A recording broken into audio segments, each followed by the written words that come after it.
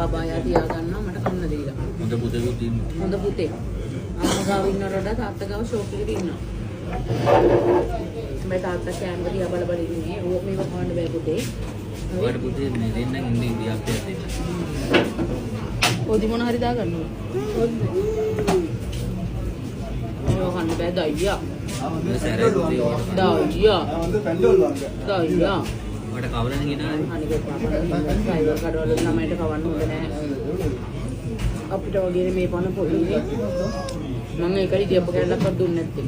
නඩුවට කමක් නැහැ දෙන්න නෑ. නෑ මම නෑ කාලේ කියන්න එපා කිව්වොත් ඕනියට ටොෆියක් දෙන්න යටට.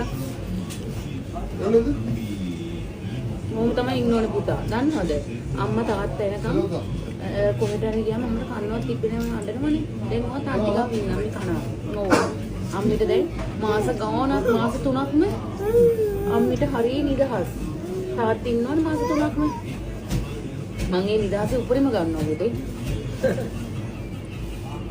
තාප්පි හරි ආසයි වගේ වැඩ කරන්නේ.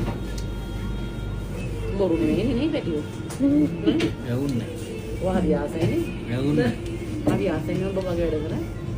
ඔව් ආසයි. මගේ වැඩ කරන්නේ නැත්නම් යවුන්නේ. මගේ වැඩ කරන්නේ නැත්නම් ඔව්. කොහොම තමයි පිරිමිනාම ඉන්න ඕනේ.